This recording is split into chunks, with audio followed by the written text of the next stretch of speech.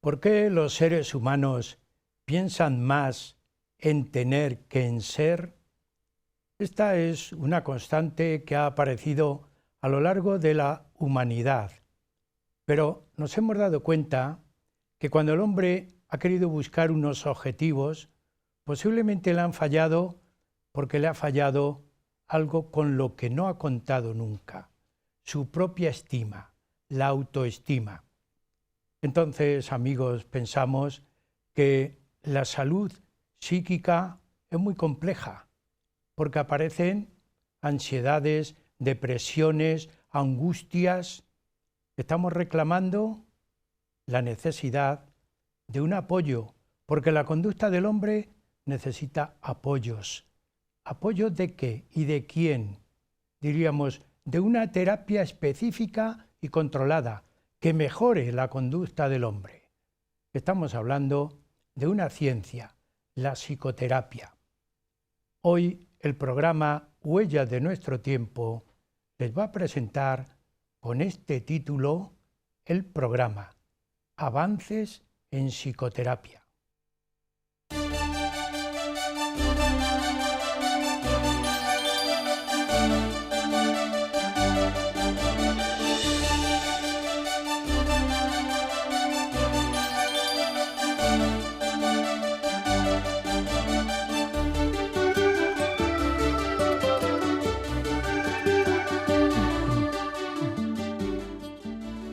Han surgido en la historia muchas crisis, las podríamos llamar tanto colectivas como individuales.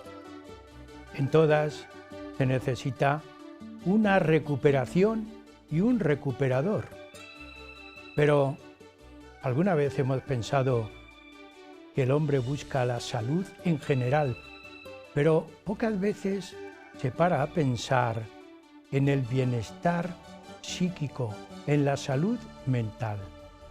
Y es necesaria fundamentalmente por estos motivos, porque el hombre está buscando continuamente el perfeccionamiento de la persona, pero también está buscando continuamente desarrollar sus características, sus cualidades, se diría en psicología, sus capacidades, porque gracias a ellas regula la conducta. En algunas ocasiones la conducta se ve alterada, modificada. Por ese motivo se reclama la ayuda. Decíamos en la primera parte del programa, la ayuda la ofrece una ciencia, la psicoterapia.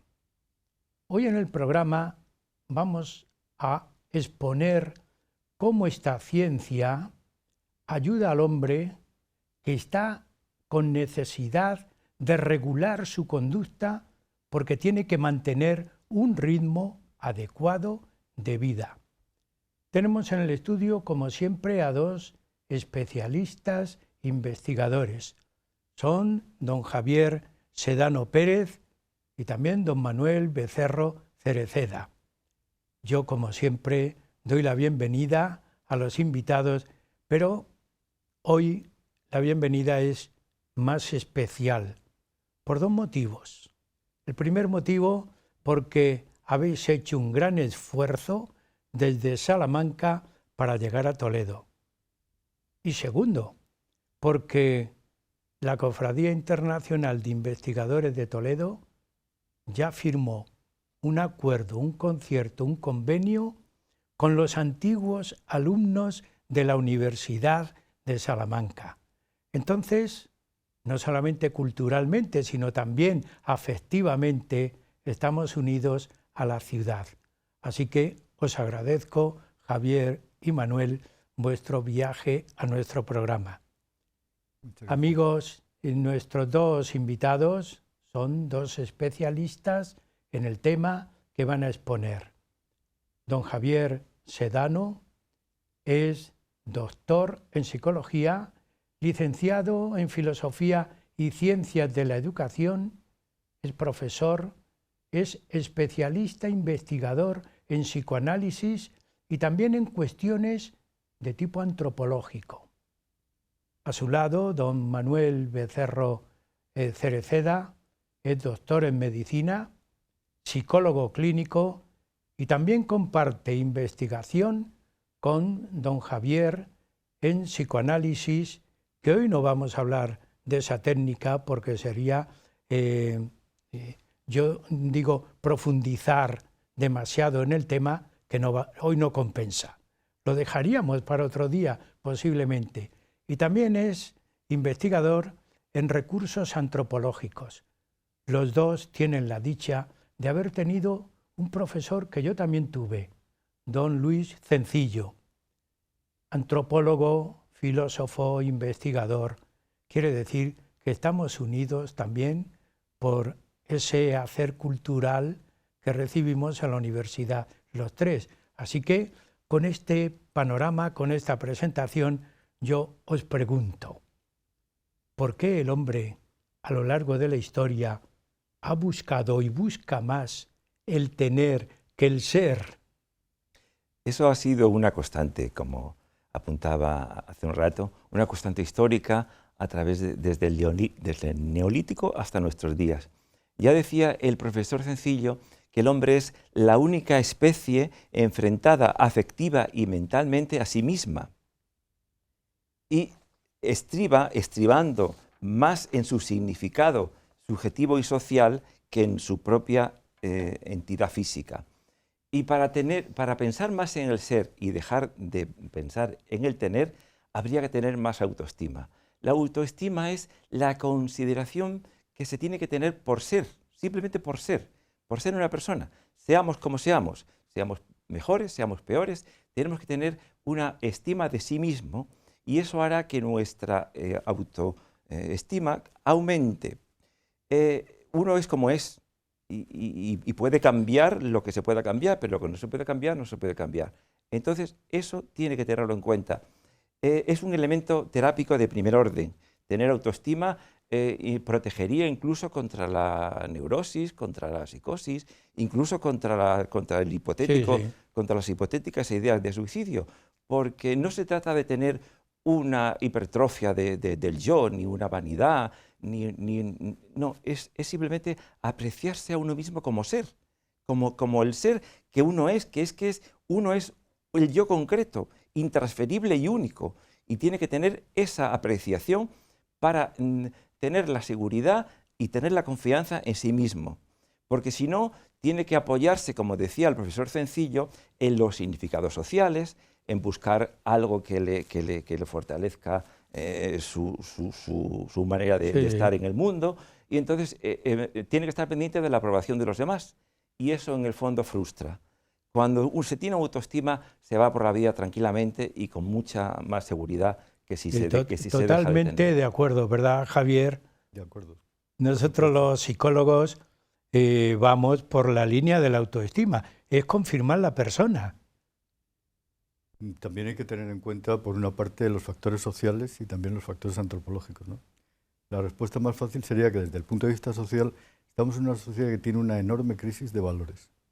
Es una sociedad de lo inmediato, del consumismo, del poseer, del tener. Pero claro, hay una respuesta más profunda también, que es la antropológica. Entonces, antropológicamente compartimos con otras especies zoológicas la posesividad. Pero mientras la posesividad se refiere exclusivamente a los bienes materiales, si nosotros fuéramos también seres puramente materiales, nos conformaríamos con la finitud. Pero es que los seres humanos no somos una especie zoológica más, ¿no? Los seres humanos somos posiblemente seres transmateriales. Por eso existe un deseo incolmable. Y ese deseo incolmable repercute considerablemente en la salud. Es decir, el ser humano está básicamente desorientado. Necesita orientación, siempre. Y necesita una orientación personalizada, que está en función de las vicisitudes de su biografía.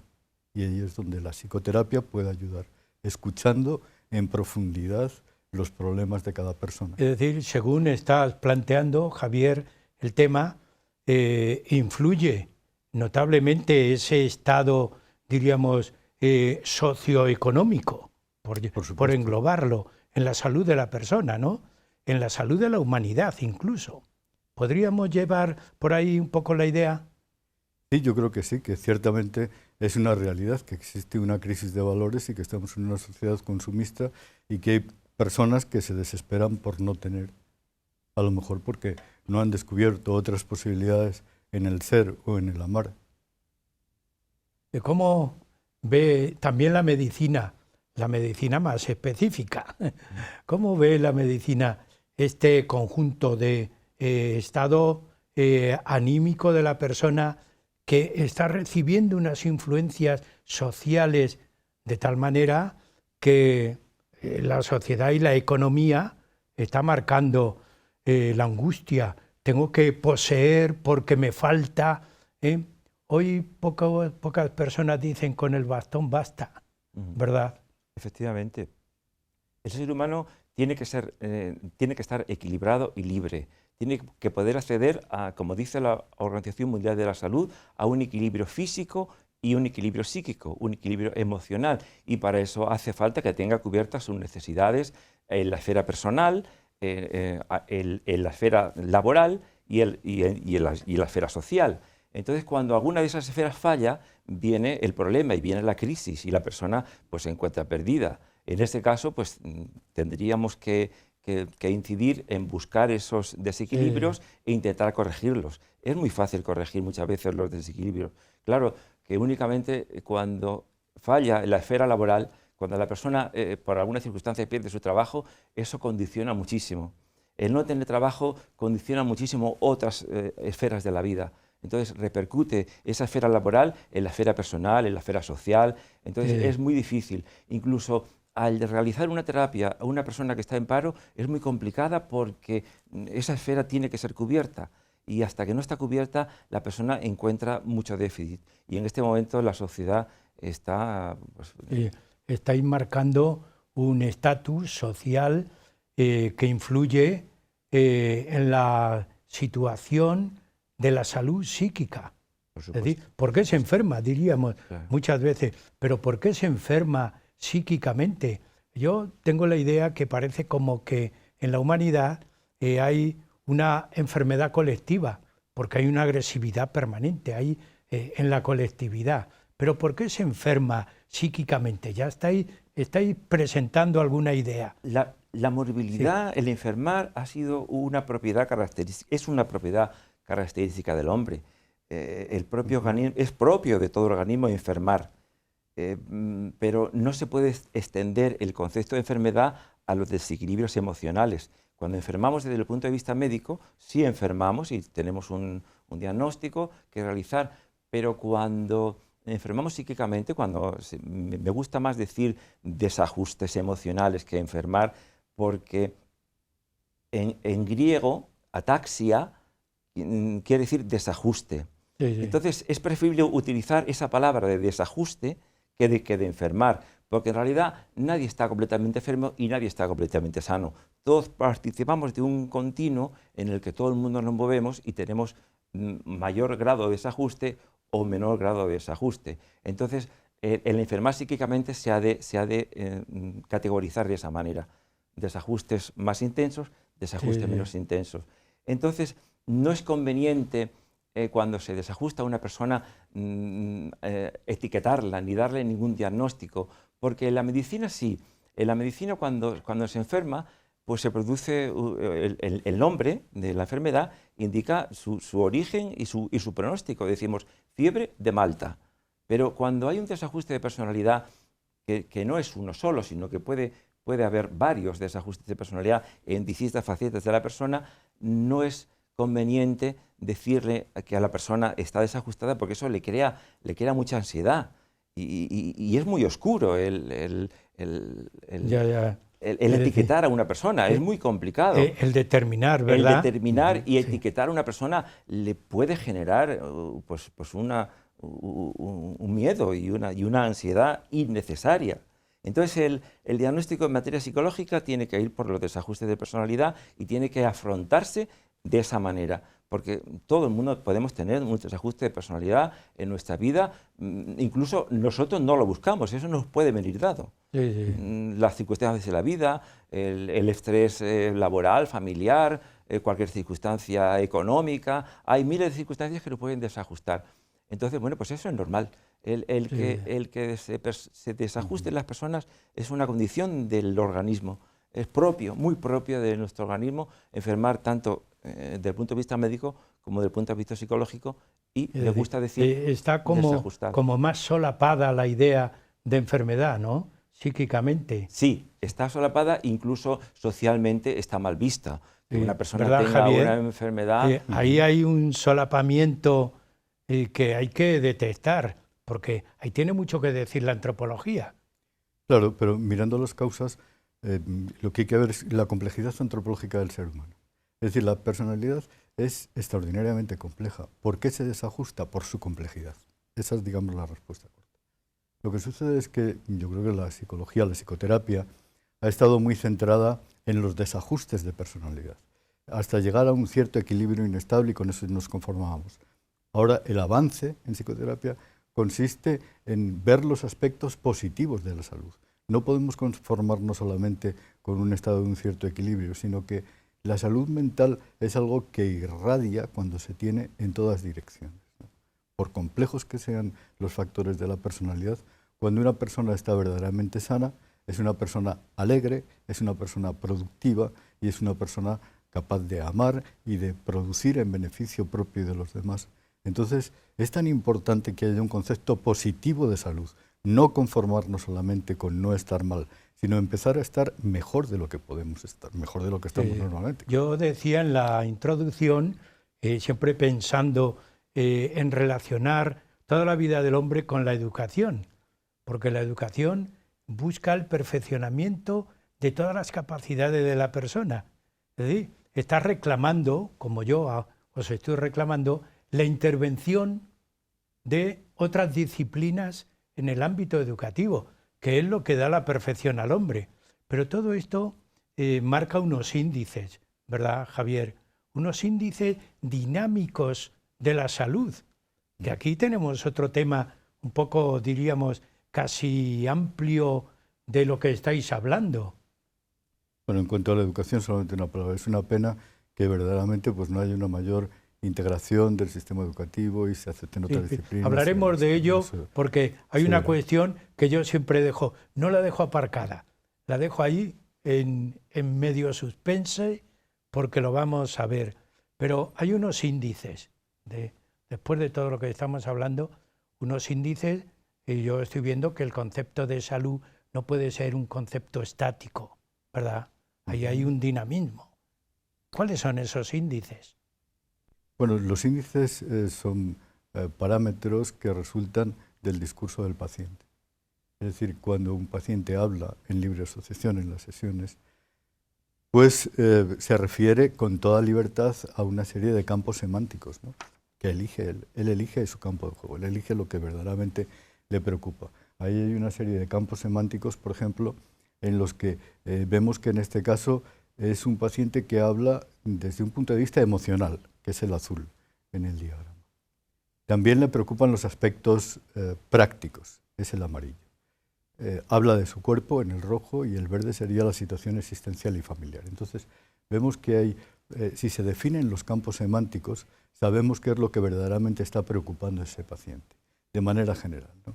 Entonces, del total del número de palabras, elegimos las cadenas semánticas que corresponden a cada una de los campos y los secuenciamos en paralelo, como si no existiera el tiempo, ¿no? Es decir, que se van encadenando las cadenas semánticas y esas cadenas se valoran. Los resultados son que a partir del eje central vemos que a la derecha están los aspectos positivos a los que se refiere en cuanto a salud y en cuanto a las distintas áreas de su vida. Y a la izquierda están los negativos. Vemos que en este caso, en una primera sesión, es una persona que viene cargada de una enorme negatividad desde el punto de vista emocional. Es decir, su discurso es fundamentalmente emocional y fundamentalmente negativo. Ahí nos está proporcionando un primer núcleo a través del cual, con los índices dinámicos de salud, podemos estar viendo en cada sesión qué es lo que pasa realmente, ¿no? Porque todo proceso consciente tiene un correlato inconsciente, pero la forma de aflorar lo inconsciente es precisamente a través del discurso del paciente, que debemos escuchar muy atentamente.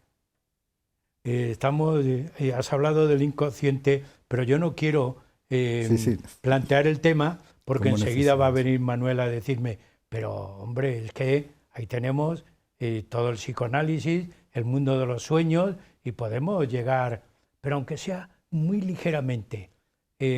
Los sueños influyen y son una manifestación de esos, vulgarmente dicho, trapos sucios que tenemos en la mente. Efectivamente, los sueños son un producto natural de nuestro organismo. En los sueños se produce la representación de nuestra vida inconsciente. Nuestra vida inconsciente es una vida que está inconscientemente, pero que está debajo de nosotros. Y aunque no seamos capaces de acceder a ella, nos está influyendo. Y los sueños son la expresión de esa vida inconsciente. Los sueños representan toda nuestra vida, nos descubren lo oculto que tenemos en nuestra existencia, nos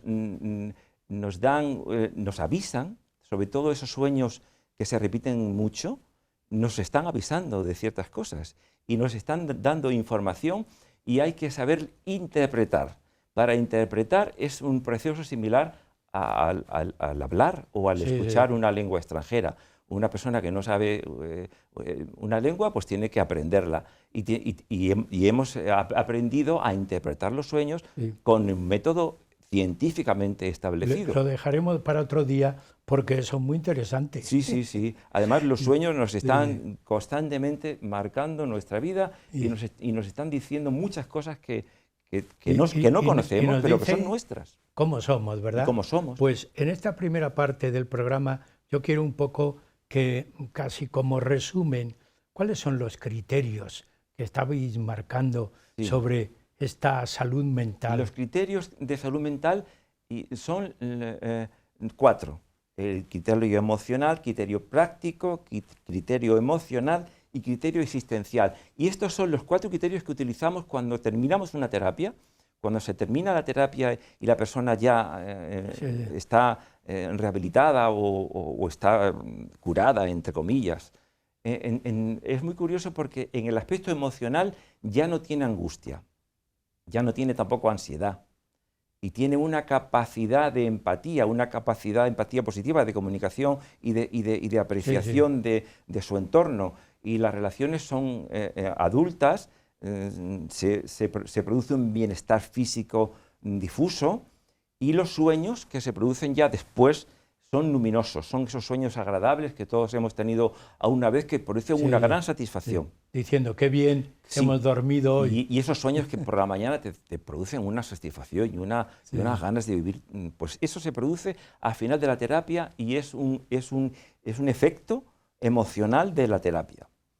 A nivel práctico, la productividad aumenta, el trabajo se hace más llevadero, no hay ninguna comunicación rara, ni sadomasoquismos personales, ni con las personas con las que se trabaja. La capacidad de disfrute en el trabajo se produce, que muchas personas que tienen problemas, el trabajo les resulta muy dificultoso. Como una terapia, ¿no? Efectivamente.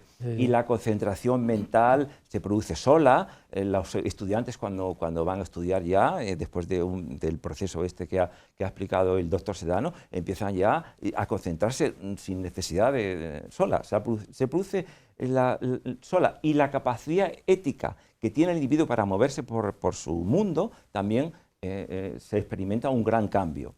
El tercer aspecto que podríamos decir sería el corporal. En el aspecto corporal, la función sexual se normaliza completamente, y cuando hay problemas en ese sentido, se produce ya una curación, incluso con capacidad en las relaciones sexuales, que el sexo forma parte de la persona y puede tener unas relaciones sexuales plenas. Hay ausencia de somatizaciones. Como sabemos, las somatizaciones son los conflictos físicos que condicionan nuestros desajustes de personalidad, producen a veces pues, alteraciones en el aparato digestivo, alteraciones en el aparato respiratorio, alteraciones dermatológicas. Todas esas alteraciones después de la terapia desaparecen completamente, porque hay que tener en cuenta que el aparato digestivo es la pantalla donde más inciden los problemas emocionales, igual que el aparato respiratorio. Mucha gente que tiene problemas de angustia o de ansiedad, pues tiene respiraciones incontroladas. Asimismo, las dermatitis, la piel es otra pantalla donde los conflictos emocionales asientan. Pues todas esas somatizaciones desaparecen después de la terapia. Y también se normaliza completamente el sueño. Mucha gente que tiene insomnio, pues tiene problemas de depresión o de cualquier cosa. Descansa mejor. Y cuando claro. termina la terapia, el sueño se normaliza y bueno, porque el sueño es necesario para reponer cada día nuestros aspectos bioquímicos y es fundamental en la especie humana el sueño. Y por último, a nivel existencial, se produce una autoidentidad. La persona se acepta plenamente a ella como es, con sus aspectos negativos y con sus aspectos positivos, y teniendo en cuenta que hay aspectos que no se pueden cambiar, aspectos negativos de la persona que no se pueden cambiar, no son modificables, bueno, pues los acepta perfectamente, se acepta plenamente como es físicamente, como actúa, entonces no hay esa necesidad que veíamos antes de tener o de aparentar o de buscar cosas que le compensen su falta de autoestima. Hay una vivencia de seguridad en las relaciones, se está uno en sí mismo y se encuentra seguro de sí, y hay una elasticidad y uno también se puede hacer más cargo de lo ajeno, puede proyectarse más en la sociedad y en los demás, en su familia, etcétera. Estamos viendo una gran complejidad de la persona, pero necesaria esta armonía para que pueda tener una conducta regulada. Claro, Bien, claro. Pues llegamos a la mitad del programa. Todavía nos quedan cuestiones que hablar muy interesantes. Hacemos un pequeño descanso, también a ustedes les animamos a que no se marchen, sigan con nosotros.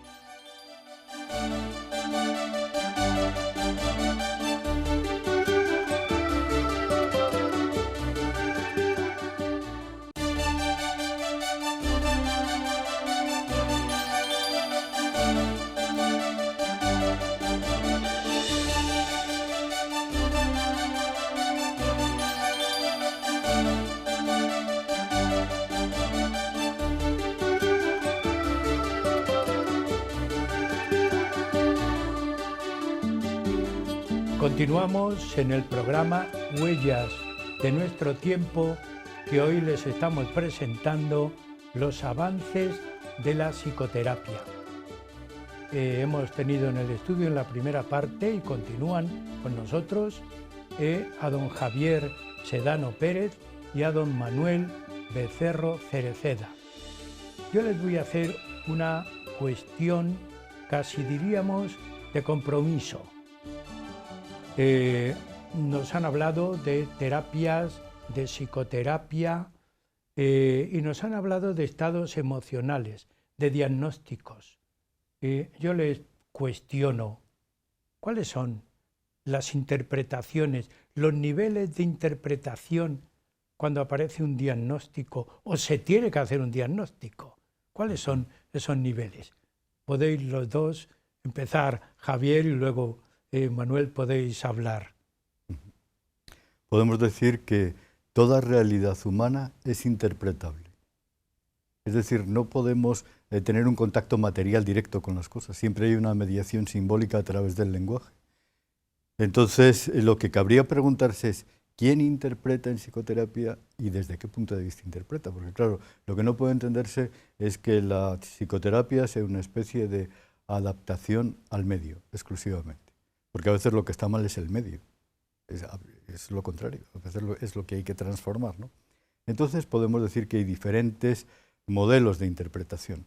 Puede haber un modelo de interpretación autoritario, que dice esto es así porque lo digo yo, estos son los criterios, establezco esto, lo impongo, ¿no? Puede haber otro tipo de interpretación que sea pues el propio de la posmodernidad, ¿no? Que es un tipo de interpretación muy ambiguo, muy vago, muy difuso, en el que vale todo, vivimos en una posverdad, nada es cierto, cualquier cosa que digas cuela, ¿no?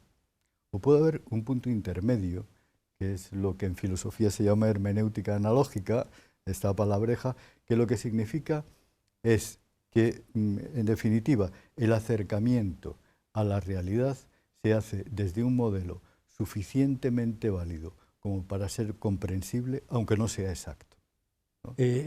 Manuel, Sí. ese acercamiento, a mí me agrada el término.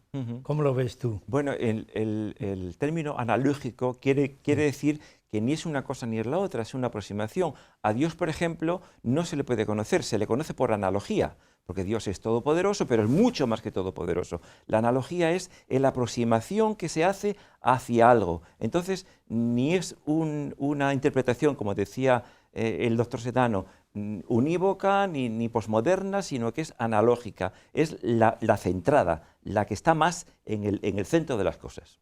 Bien, pues estamos ya en condiciones, hemos puesto a nuestros espectadores un poco en expectativa.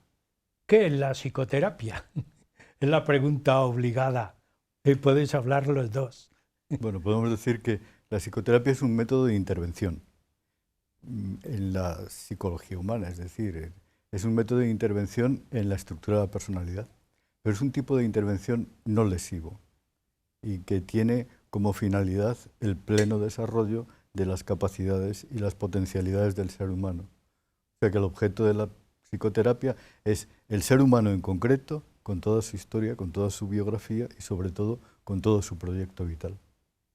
Es una ciencia activa, ¿no es así? Sí, sí, por supuesto, y sumamente ética, porque va dirigida a perfeccionar al hombre y a sacar al hombre de sus dificultades, con lo cual, desde el punto de vista ético y desde el punto de vista moral, es absolutamente lo perfecto. Ya nos dice la Biblia que hay que ayudar al que no sabe y hay que ayudar a los semejantes, con lo cual la mejor ayuda que se puede hacer es cuando una persona necesita una terapia de un desajuste, ayudarle. Además, desde el punto de vista médico y psicológico, a mí es lo que más satisfacciones me ha producido en mi ejercicio profesional. Y vamos descendiendo, vamos descendiendo desde el punto de vista metafórico, pero vamos centrándonos. Hay personas que dicen, esta persona está loca, pero nosotros vamos a utilizar otros términos. ¿Qué es un psicópata? Cuando hablamos, esta persona es un psicópata. Cuando hablamos desde el punto de vista de la medicina mental, o cuando decimos, esto es un psicótico. ¿Parecen los mismos términos? No son iguales, no. Hay una diferencia radical. El psicópata es un trastorno de personalidad. La persona está perfectamente cuerda, está en la sociedad, nos chocamos con él todos los días, son personas muy hábiles, muy manipuladoras, muy insensibles, que tienen una incapacidad para ponerse en la piel del otro. Entonces, bueno, pues por citar algún ejemplo, sería el caso de los criminales, que no están locos, están perfectamente cuerdos, o incluso de los maltratadores, que están perfectamente cuerdos, o incluso cualquier persona manipuladora, de estas personas que te enredan, que son muy manipuladoras, esas son psicópatas. Tienen un trastorno de personalidad, pero no ni son locos ni neuróticos. El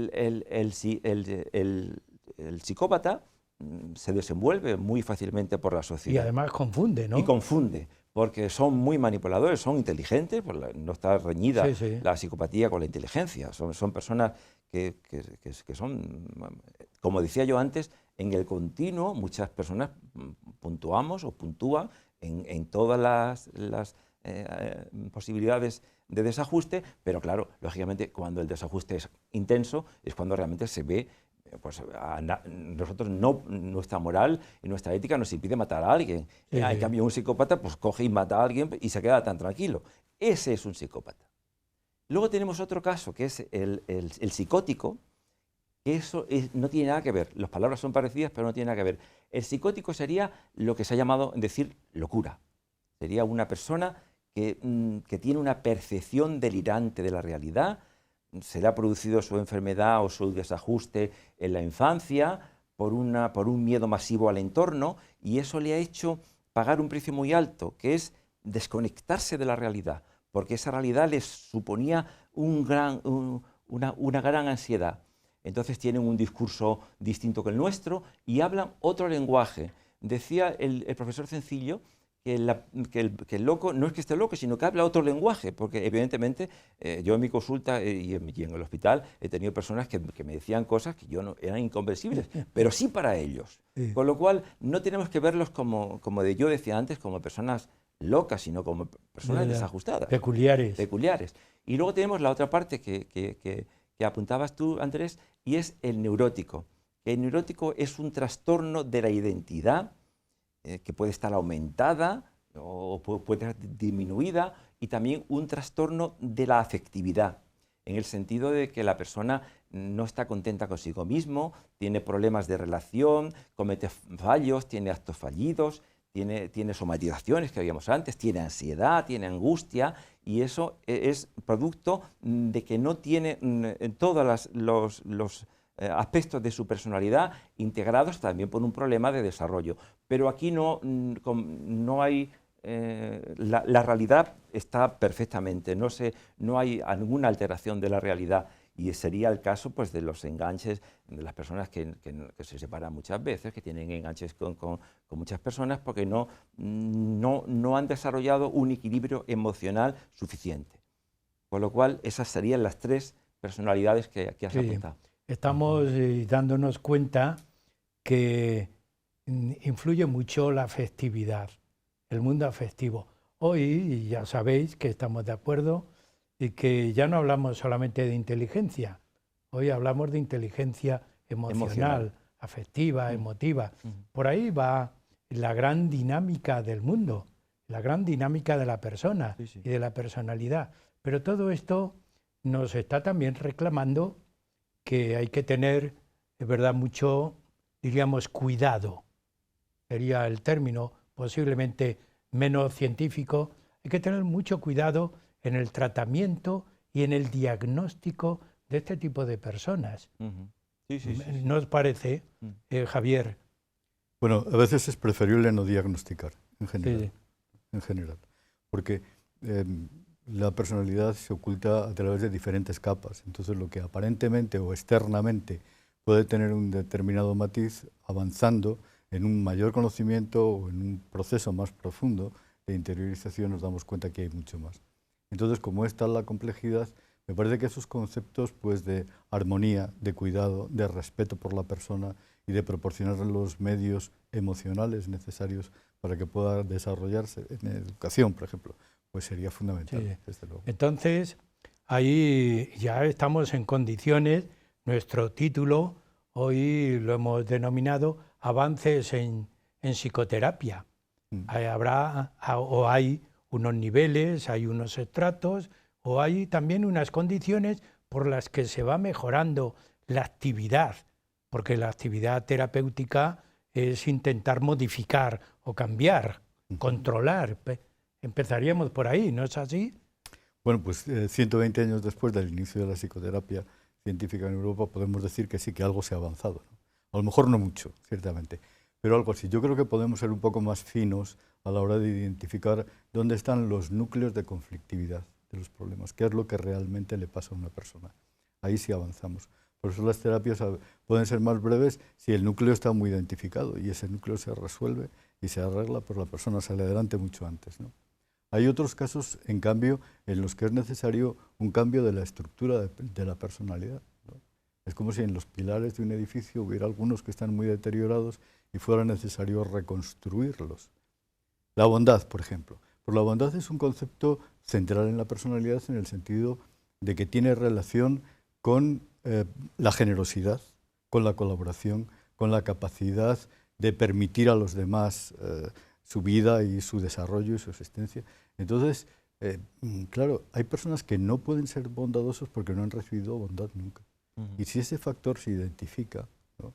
Lo podemos llamar amabilidad, lo podemos llamar bondad, lo podemos llamar educación, pero lo llamemos como lo llamemos, lo que es cierto es que hay una serie de claves en la personalidad que si se desajustan nos dan cuenta de que existe un daño psicológico y ese daño psicológico se puede arreglar fácilmente. ¿Qué dice la medicina al respecto en este tipo de avances? Bueno, la Organización Mundial de la Salud dice que todo individuo tiene derecho a su salud integral, física y psíquica, con lo cual las intervenciones que se puedan hacer en este sentido son absolutamente fundamentales. Tanto en la detección, como hablaba antes el doctor Sedano, de los problemas que se puedan ocasionar en los centros educativos, porque todos sabemos que en nuestra experiencia, cuando ha habido un profesor que nos ha atendido, que nos ha visto, que se ha fijado en nosotros, eso nos ha hecho superar todos los problemas. Entonces, cuando desgraciadamente ahora no hay esos profesores, a lo mejor, que se puedan preocupar tanto por sus alumnos, el detectar los problemas emocionales a nivel de los colegios, a nivel de los centros educativos, es muy importante. Incluso también estamos con el profesor, con el doctor Sedano, en otra investigación dirigida a los profesores, porque todo el mundo puede enfermar, profesores, o desajustarse, alumnos, profesores. Entonces la enseñanza es un campo muy dado a ese tipo de conflictos o de desajustes. Ya estamos viendo que hay distintos niveles, ¿no? En estos avances hay distintos niveles. Tú estás haciendo un trabajo que yo he tenido, no lo he leído completo porque eran muchas páginas, no tenía tanto tiempo, pero un trabajo diagnóstico muy completo. Incluso yo vi la aplicación de las pruebas que hacías y hay un estudio muy profundo de la personalidad. Cuando hacéis un proyecto para diagnosticar, es un trabajo que no es de momentos, ¿no es así? ¿Cómo se mueve esa investigación, Javier? Bueno, pues yo creo que la clave es darle un uso ilimitado de la palabra siempre al paciente o al cliente. Pero no todos se pueden llamar pacientes, ¿no? Porque hay casos de consulta en los que, por ejemplo, un grupo de profesores, si se trabaja con ellos, no hay que presuponer que es un grupo de pacientes, sino que darle la palabra significa que en una sesión, por ejemplo, el 90% del tiempo lo utiliza el paciente hablando siempre de lo que quiera, o el cliente, y el 10% son intervenciones del terapeuta solamente para reorientar, dirigir, aclarar o esto es una escucha activa, ¿no? Naturalmente, sí, sí. Es una escucha activa y sobre todo es un dispositivo fundamentalmente de escucha, no de respuesta. Es decir, que a través de la psicoterapia no se puede buscar una orientación escolar, para eso están los orientadores escolares, ni un consejo, están los consejeros o los padres, ¿no? Ni una dirección espiritual, no, no, no.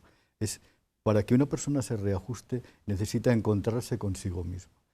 Necesita poder hablar con toda libertad, en profundidad, de aquello que pasa y de aquello que es y aquello que desea ser. Y para poder hacerlo, el terapeuta tiene la misión fundamental de aprender a callarse.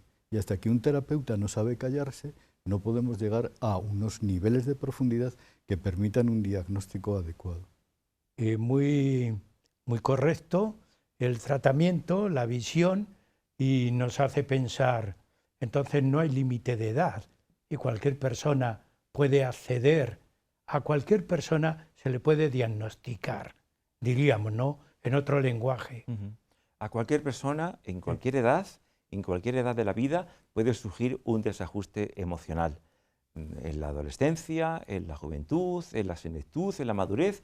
Además, no somos, nos puede aparecer sin que nosotros lo busquemos, un desajuste emocional. Y en cualquier etapa de la vida se tiene que acceder y poder acceder a una terapia, porque es fundamental.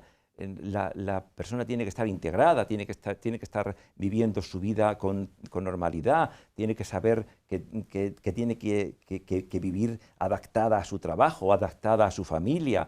No tiene que haber problemas, y si los hay, y si surgen, tiene que saber que para eso está la psicoterapia. Y una psicoterapia dirigida, en el caso de los adolescentes, a los profesores, a cualquier persona que pueda en algún momento afectarse, tiene perfecto derecho y obligación, y como dice la OMS, todo el mundo tiene derecho a sentirse emocionalmente bien. Y la salud en realidad es el estar bien físicamente, sin enfermedades físicas, pero también sin desajustes emocionales. Porque los desajustes emocionales muchas veces llevan a que se produzca la enfermedad orgánica, por la somatización que hemos dicho antes. Hoy hay unos fenómenos que lo vamos a enlazar con una cuestión que ya le dije a Javier, lo dejamos ahí no aparcado, pero vamos a sacarlo. Se están produciendo hechos que lo vemos en la prensa continuamente. Hoy la agresividad está no en la calle, está en la vida de la persona, en la vida de niños, jóvenes, adolescentes, y se dan ciertos fenómenos como que hay hijos que pegan a los padres, agreden a los padres. También hay padres que agreden a los hijos y hay maridos que agreden a la mujer. También habrá mujeres, posiblemente menos porque se divulga menos. Entonces, aquí obligadamente Javier y Manuel tenemos que pensar, la psicoterapia ha de tener relación con la escuela, ha de tener relación con la educación. Esto es antes decía Javier, no somos orientadores escolares, no somos, pero hay que tener relación con la escuela. Por supuesto. Este fenómeno hay que tratarlo. Podemos ser un apoyo y una ayuda para los orientadores escolares, ¿no? Porque hay que ver cómo lee un terapeuta la agresividad en general. Bueno, pues nosotros la podemos llamar factor 1 y ese factor 1 es un mecanismo de defensa. El mecanismo de defensa se produce por miedo y por inseguridad. Entonces, si el núcleo de la personalidad no funciona, una forma de defenderse es agredir. Y eso pasa siempre y pasa en todo. Entonces, ¿qué es básicamente la agresividad en las sociedades modernas, avanzadas, desarrolladas, que tienen un concepto de los derechos humanos? Pues es una falta de educación muy grande. Es decir, que las conductas agresivas y las conductas violentas son desajustes de la personalidad muy importantes, que deben tratarse y que además están muy mal. Es decir, es algo que queda horriblemente mal. ¿Por qué? Es decir, el tipo de conductas agresivas en general corresponden a un mecanismo de defensa, corresponden a la inseguridad y corresponden a un desajuste de personalidad. Luego, si podemos ajustar un poco más, ¿no?, desde el punto de vista. Si podemos leer así la agresividad y no como un acto de valentía, la imposición de la voluntad por la fuerza siempre es de mal gusto, yo creo, ¿no? Entonces hay también una concepción estética del ser humano y de la sociedad, ¿no? ¿Por qué no podemos ser todos un poco más amables, más correctos en las relaciones, más amistosos, más colaboradores? Y en lugar de intentar imponer por la fuerza nuestras ideas, dialogamos.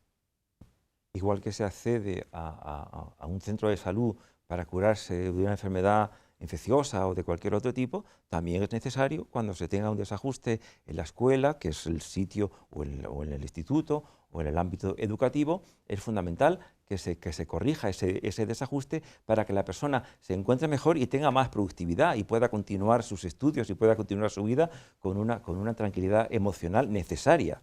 Porque la tranquilidad y el ajuste emocional es completamente necesario y podamos ser feliz en la medida que en este mundo se puede ser feliz. Yo os animaría, por lo menos, a que una idea muy breve, cuando hablamos de psicoterapia, hablamos de educación, hablamos de escuela, no debemos olvidar el concepto persona. ¿Qué os parece? Pues efectivamente la persona... ¿Quién interviene ahí? Bueno, la persona es un valor en sí, luego no es un valor derivado, ni es intercambiable. Entonces, hace falta, desde nuestro punto de vista, una consideración antropológica de los valores de la persona como valores centrales de la sociedad y a partir de ahí organizar el resto de las cuestiones, ¿no? Es decir, no se puede utilizar a las personas ni como máquina de herramienta en el trabajo, ni como elementos productivos en la escuela o orientados a la producción, ¿no? La educación para la producción. No, no. Es decir, hay que tener en cuenta que lo verdaderamente importante es el desarrollo de cada personalidad y el florecimiento de la creatividad. Si la escuela sirve para ser creativa y para hacer personas libres, está cumpliendo su función con independencia de los índices de PISA. Llegamos al final del programa, pero yo quiero enlazarlo con el principio. Yo inicié el programa haciéndome a mí una pregunta que lancé, la pregunta diciendo, ¿por qué se busca a lo largo de la historia más el tener que el ser? Y hay una idea que yo quiero que Manuel me aclare. Leyendo su trabajo he encontrado más Platón y menos Prozac. Sí. ¿Qué significa eso? Bueno, eso significa... Muy breve, muy breve. Que Freud fue un genio y descubrió que muchas enfermedades no eran orgánicas, eran enfermedades producidas por nuestra psique. Y no había que buscar causa orgánica, había que buscar una causa psicológica. Entonces, Manirov tuvo la genial idea de acercarse y pensar que el ser humano es un ser que piensa. Entonces, a través de la filosofía y Platón como representante de idealismo, dijo que había que atender más a la psique y menos a lo orgánico, con lo cual, por eso dice, más filosofía y menos Prozac. Menos medicina. Claro, el Prozac es un antidepresivo, entonces muchas veces las depresiones se curan hablando y interconectándose con el terapeuta o incluso con un amigo. Más que tomando antidepresivos, que también son necesarios, y yo los doy. Pues seguimos con la idea, para completarla. Sí. El hombre va buscando en toda esta estructura ser feliz y va buscando también el éxito en la vida. Sí. Pero, ¿y el que se queda a medio camino? Es que ¿Qué le decimos? Sí, claro. El éxito de la vida no siempre es el que nos parece y menos el que parece en este momento, en esta sociedad donde los valores no brillan precisamente. Entonces, es importante ganar, por supuesto que hay que ganar en la vida, pero cuando se gana, curiosamente, se tiene una sensación de límite, parece que no es limitado ese éxito. Y cuando se pierde es al contrario, la persona se hunde y parece que lo ha perdido todo, la sensación de pérdida es oceánica. Entonces hay que pensar que la persona que gana no siempre es ganar dinero y ganar cosas, es ganarse a sí mismo, mirar hacia adentro, tener valores, tener ética, tener moral. Entonces, cuando uno pierde, a lo mejor se está ganando a sí mismo, con lo cual la persona que cree que ha perdido la vida, que piense que a lo mejor se está ganando a ella misma y que las cosas son cosas. Cuando, como decía hasta el principio, cuando no se tiene atención al ser y solo al tener, eso no sirve para nada. Las cosas solas no sirven para nada. Lo que sí sirve es saber que uno es como es y que uno tiene valores y uno tiene autoestima, y también nuestra naturaleza es un bullir de pulsiones. Y nuestra personalidad está cenitalmente abierta y estamos abocados a una deseada luz superior para que nos guíe. Y las personas creyentes, esa luz es Dios. Con lo cual, eso puede salvar muchas... Maravillosa la idea. Javier, muy breve, en medio minuto, ¿alguna idea que complete lo que acaba de decir Manuel? Pues sí, muy breve. Descompensar la balanza. Estamos viviendo en una extimidad, es decir, completamente a través de los medios de comunicación, ¿no? A través de las redes sociales, a través de la fotografía, de la imagen, etc., ¿no? Entonces, vivimos completamente hacia afuera. Menos extimidad y más intimidad. Entonces, invitamos a las personas en general que nos ven a guardar silencio, a guardar un silencio interior, a ahondar en su intimidad. Y cuando encuentren una persona en quien puedan volcar su intimidad, que hablen frecuentemente con esa persona, preferiblemente si es un terapeuta. Y eso les servirá muchísimo. Les servirá para enriquecer su intimidad y para ser mejor con los demás. Como final quería decir, ya que estamos en el canal diocesano, que el profesor Sencillo decía que cuando la persona está muy desajustada y no tiene posibilidad de acudir a una terapia, que se comunique con Dios, que se ponga en comunicación con Dios, que esa comunicación dinámica hace que la persona cambie y se encuentre mucho más abrigada. A mí me llenáis de satisfacción, de estímulo, de ánimo y además me da alegría. Hoy me voy a ir del programa tan feliz, no solamente por lo que habéis dicho, sino por haberos tenido en el programa. Así que muchas gracias a ti por vuestra participación. Y también, amigos, a ustedes, yo siempre les digo algo, una idea parecida. Continúen con nosotros, que vale la pena. Huella de nuestro tiempo siempre estará con ustedes. Muchas gracias.